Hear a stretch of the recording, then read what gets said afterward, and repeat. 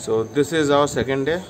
So this is our hotel and we are ready to leave. তো আজকে আমরা যাব হচ্ছে ফ্রেজারগঞ্জের যেটা ফিশিং লাইনস আছে ওখানে, আর একটা ট্রাই করব সেটা হচ্ছে Henry Island. So let's see if we can go over there and get our things set. প্রতিবারের মতন এবারও আবার আমরা বেরিয়ে পড়লাম বকখালি থেকে। আমরা এখন চলে গেলাম ফ্রেজারগঞ্জের ফিশিং হারবারের দিকে। ফিশিং হারবার সেই স্পট যেখানে মাছের জন্য ট্রলার লোডিং এবং আনলোডিং করা হয়। এখানে বিভিন্ন রকমের মাছ আসে নদী থেকে ধরার পরে, বা এখানে যখন নৌকোগুলো মাছ বাইরে বেরোয় তারা এখান থেকে আর কি তেল ভরে বা জাহাজগুলোকে বা শিপগুলোকে রেডি করে এখান থেকে ওরা বেরিয়ে পড়ে। এই জায়গাটি পশ্চিমবঙ্গ সরকারের মৎস্য দপ্তরের অধীনে আছে। হঠাৎ এখানে আমাদের প্ল্যান হয়ে গেল আমাদের জম্বুদ্বীপ যাওয়ার। যাক, সেটাও একটা ইতিহাস, সেটাও আপনাদের দেখাই। তো আমরা এখন ফ্রেজারগঞ্জে আছি। সো সাডেন প্ল্যান, আমরা জম্বুদ্বীপে যাচ্ছি। অ্যান্ড এটা সাডেন, এটা মানে ইট ওয়াজ নট প্ল্যান্ড অ্যাকচুয়ালি। এখন দেখা যাক বাকিটা কি হয়। ফিশিং হারবারে হঠাৎ করে একটা প্যাসেঞ্জার ট্রলার কী করে তেল ভরতে এলো আর কী করে যে লোডিং হলো সেটা আমরা বুঝতেও পারিনি। হঠাৎ আমরা যখন ঘোরাঘুরি করছিলাম আমরা তখন ডাক পেলাম যে এখানে এই ট্রলারটি জম্বুদ্বীপের দিকে যাবে। যাক, যেমনি শোনা তেমনি দরদাম কষে উঠে পড়লাম। যাক, এইগুলি যারা দেখতে পাচ্ছেন এগুলি হচ্ছে ম্যানগ্রোভ ফরেস্ট। এবার নৌকোতে প্রায় মানে ওভারলোড মানে হওয়া সত্ত্বেও আমরা উঠে পড়লাম। যাক, কিছু লোক উপরে কিছু লোক নিচে। নদীতে সেদিনকে ঢেউ প্রবল ছিল এবং প্রচণ্ড হাওয়াও হচ্ছিল, যার ফলে আমরা ঠিকঠাক ভিডিও করতে পারিনি। তবুও কিছু কিছু চেষ্টা করেছি। আর ইঞ্জিনের প্রচণ্ড বিচ্ছিরি আওয়াজ ছিল, যার ফলে আমরা বেশি কিছু রেকর্ডও করতে পারলাম না। যাক, এইটা আমরা ট্রলারের নিচের ডেকে এসে বসে পড়লাম। এই নিচের ডেকেই মূলত মালপত্রই রাখা হয়, আর উপরে হচ্ছে সাইট সিইংয়ের জন্য বসার জন্য জায়গা। যাক, দেখতে পাচ্ছেন খুবই একটি মানে নর্মাল শিপ। এবার আমরা বেরিয়ে পড়ছি ফিশিং হারবারের দিক থেকে। মনে আছে কালকে এডওয়ার্ড ক্রিকের কথা বলেছিলাম, যেখান থেকে আমরা মানে বললাম জাহাজগুলো কলকাতার দিকে চলে যায়। এবার আস্তে আস্তে আমরা সেই দ্বীপেই চলে পড়লাম। ক্রিক হচ্ছে সেই অংশ যেখান থেকে মানে মানে আর কি স্থলভাগের কিছুটা অংশ আর কি মানে বেরিয়ে থাকে, আর যেখান থেকে সমুদ্রের জলপথ ভেতর দিকে প্রবেশ করছে।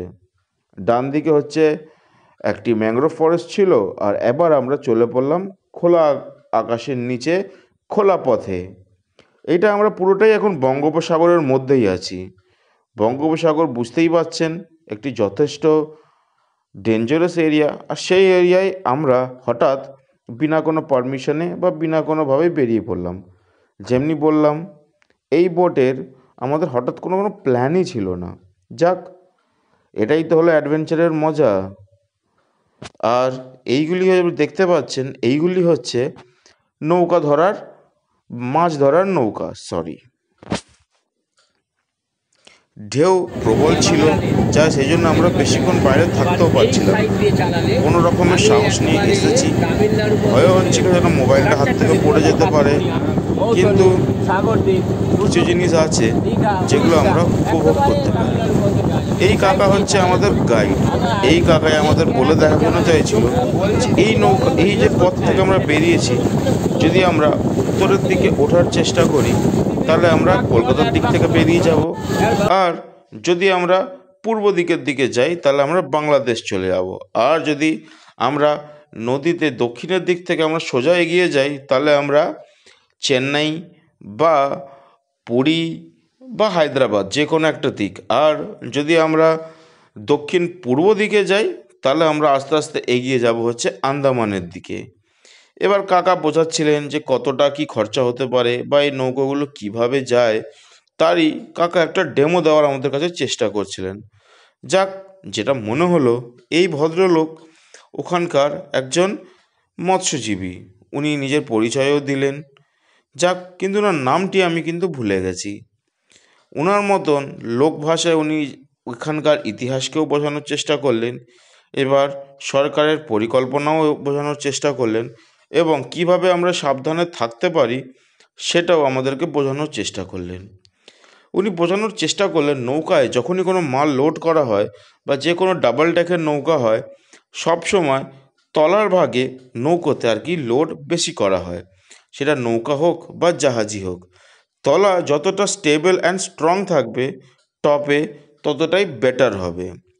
যদি মনে করেন তলায় যদি মনে করেন একদম যদি হালকা থাকে বা যদি লোডেডই না থাকে, কিন্তু যদি মাথায় বেশি লোড করা হয়, তাহলে সেটা হচ্ছে দুর্ঘটনাকে নিমন্ত্রণ করা। কারণ শিপ বা নৌকা বা ট্রলার তার টার্বুলেন্সটাকে হারিয়ে ফেলে। আর জলের ঢেউটা তো বুঝতেই পাচ্ছেন, যদিও এটা নর্মাল হাওয়া ছিল, তবুও আমাদের কাছে ছিল যথেষ্ট ভয়ের ব্যাপার।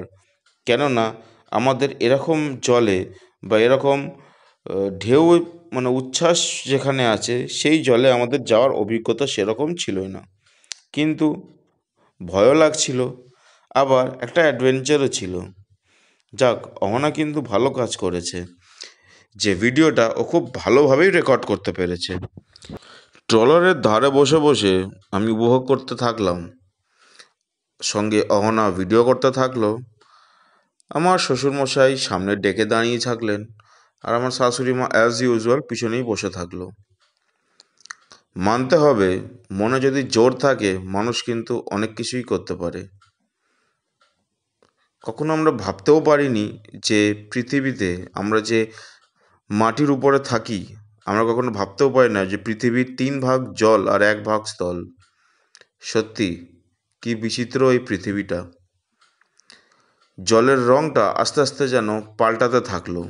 আমরা বুঝতে পারছি আমরা ক্রমশই গভীর পথে এগিয়ে যাচ্ছি। দূরে দেখতে পাচ্ছি নানা প্রজাতির মাছ উঠছে, এবং তাদেরকে খাওয়ার জন্য বা তাদেরকে ধরার জন্য বিদেশি পাখিও দেখা দিচ্ছে। শীতের মরশুমে বিদেশ থেকে প্রচুর পাখি এখানে আসে। ভারতের যে অঞ্চলগুলিতে আমরা এখন ভ্রমণ করছি, সেগুলি সমস্তই মৎস্যজীবীদের কাছে একটি স্বর্গ থেকেও কম নয়। India has one of the largest production of sea fish in the world. India earns a lot of foreign revenue from these things. Bharat প্রচুর বিদেশি মুদ্রা অর্জন করে তার এই মৎস্য জিনিসগুলিকে বিক্রি করে। নৌকা ঘুরে জম্বুদ্বীপ দেখে আমরা এবার আস্তে আস্তে ফেরত চলে এলাম ফ্রেজারগঞ্জে। প্রায় 45 মিনিট আমরা নৌকায় ছিলাম। ফ্রেজারগঞ্জে নেমে আমরা একটি ট্রলারের মাছ আনলোডিং দেখলাম। কত রকমের সার্ডিনস, কত রকমের ইলিশ মাছের ভ্যারাইটিসও আমরা দেখতে পেয়েছিলাম, কাঁকড়ার ভ্যারাইটিও দেখতে পেয়েছিলাম। সত্যি অপূর্ব।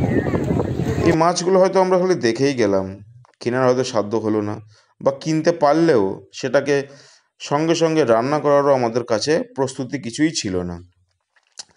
ফ্রেজারগঞ্জ সত্যি দারুণ লাগলো। এবার আস্তে আস্তে এবার বেরিয়ে যাওয়ার পালা।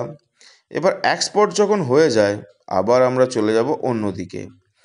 এবার আমরা এই ধার থেকে যে বা যে বিচ রোড আছে, সেই বিচ রোড দিয়ে এগিয়ে গেলাম। মনে আছে এডওয়ার্ড ক্রিকের কথা বলেছিলাম, আর সেই বিচটা দেখাচ্ছিলাম জয়া বিচের দিকে যাওয়ার রাস্তা। এইটা সেই পথ, সেই একই পথ দিয়ে আমরা এগিয়ে চললাম। হাসতে হাসতে অহনাকেও জিজ্ঞেস করলাম, কী গো, জায়গাটাকে চিনতে পারলে? অহনা বলে উঠল, হ্যাঁ, এইখানেই তো কালকে আমরা ভিডিও শ্যুট করছিলাম।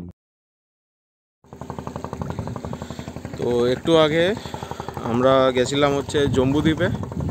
So that was actually a very sudden plan. তো ওটা হয়ে গেল। আর এটাও বলা যেতে পারে এটাও একটা সাডেন প্ল্যান। হঠাৎ করে আমরা এখন চিন্তাভাবনা করলাম বাইকটা নিয়ে নদী পার করে আমরা মৌসুনিতে যাব। তো 10 মাইল একটা স্টপেজ আছে। So there is one stoppage call 10 miles. আর ওখান থেকে এখানে আসতে হবে এই ফেরিঘাটে। আর এইখান থেকে বাইকটাকে নৌকার উপরে তুলতে হবে, আর নৌকার উপরে তুলে পার হতে হবে। আমি জাস্ট একবার দেখাচ্ছি জায়গাটা। পেছনেই ফেরিঘাট আছে।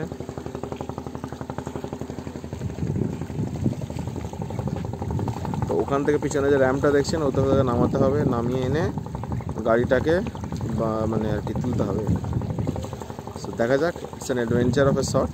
যদিও আমার খুব একটা ইচ্ছা নেই, মানে নট লাইক দ্যাট জায়গাটা খারাপ, বাট ইটস জল অ্যান্ড জল জল জল জল, চারিদিকে খালি জল আর স্থল, এটাই।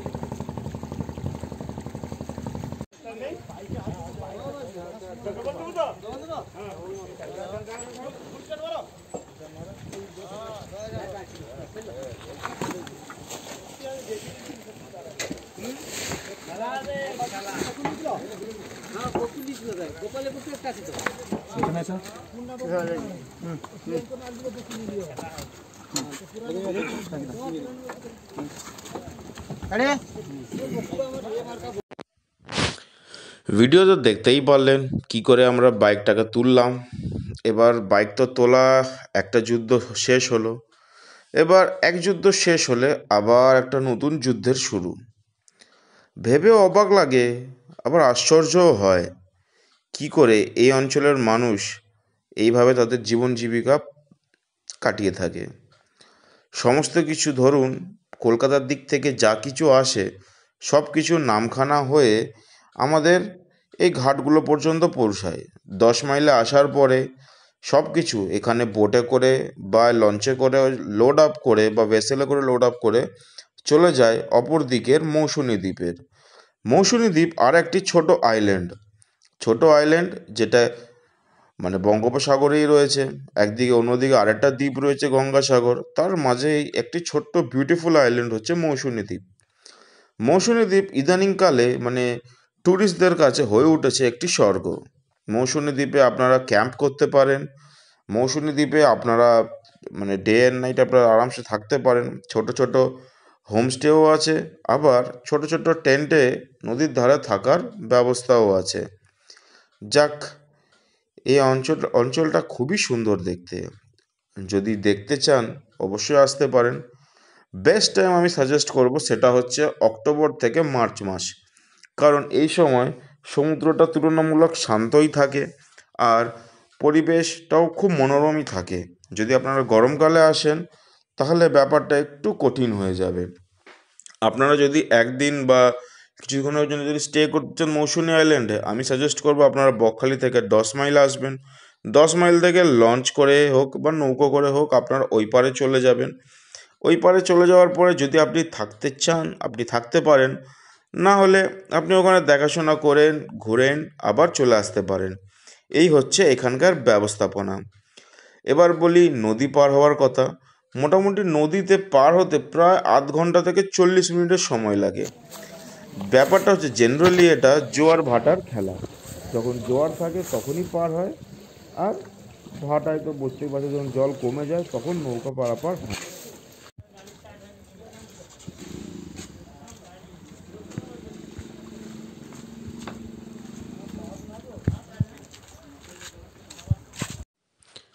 আর 5টা গ্রাম বাংলার রাস্তার মতন আমাদের মৌসুনী দ্বীপের রাস্তাও একই রকম, কিন্তু রাস্তাটা হচ্ছে ইটের। কিছুটা ইটের রাস্তার পরে আমরা দেখতে পেলাম এখানে রয়েছে একটি ঢালাই করা রাস্তা। যাক, এইটা হচ্ছে আমাদের প্রধানমন্ত্রী গ্রামীণ সড়ক যোজনার অন্তর্গত তৈরি করা রাস্তা। সত্যি রাস্তার ধারে যে লাগানো গাছপালাগুলো রয়েছে সত্যি দারুণ পরিবেশ লাগছে।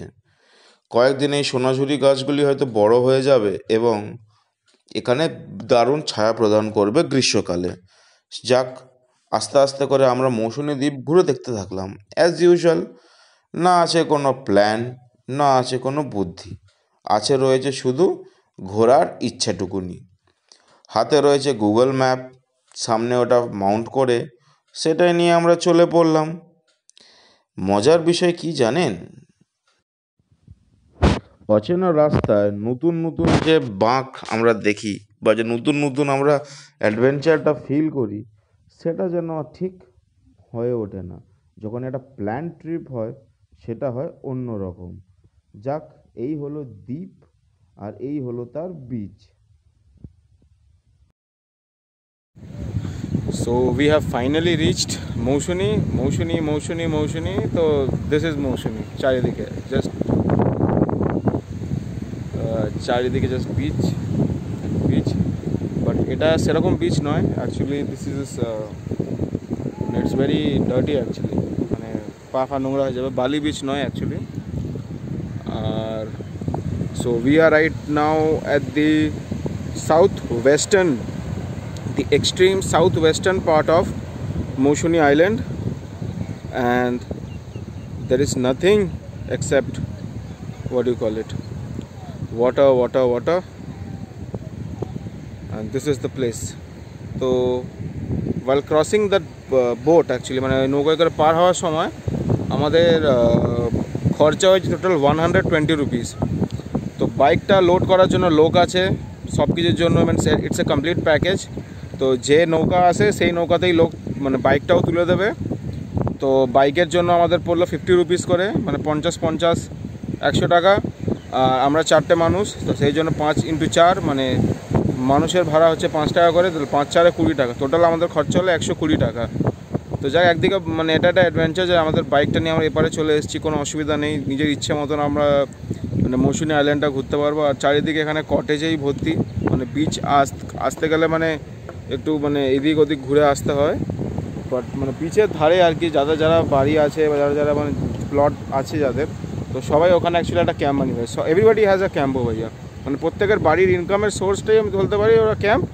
আদারওয়াইজ এই যারা এই কী বলে এই যারা মানে মাছের কারবারের সঙ্গে যুক্ত হয়, আদারওয়াইজ এইখানে লোকেদের আর সোর্স অফ ইনকাম সেরকম কিছু আর চোখে পড়লো না।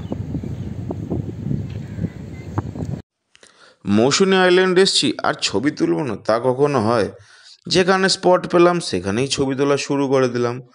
শ্বশুর শাশুড়ি অন্যদিকে ছবি তুলতে ব্যস্ত, আর এদিকে আমি আর অহনা এদিকে ছবি তুলতে ব্যস্ত। যাক, যেমনি জায়গা পেলাম তেমনি ছবি তোলা শুরু। যাক, আজকের ভিডিওটা এখানেই শেষ হলো। যেমনভাবে ঠিক এসছিলাম, ফেরার টাইমে একটু কনফিডেন্স বেশি থাকাতে নিজেই বাইকটা ঠেলে তুলে দিলাম নৌকার উপরে। যাক, কিছু টাকাও বেঁচে গেল আর কি।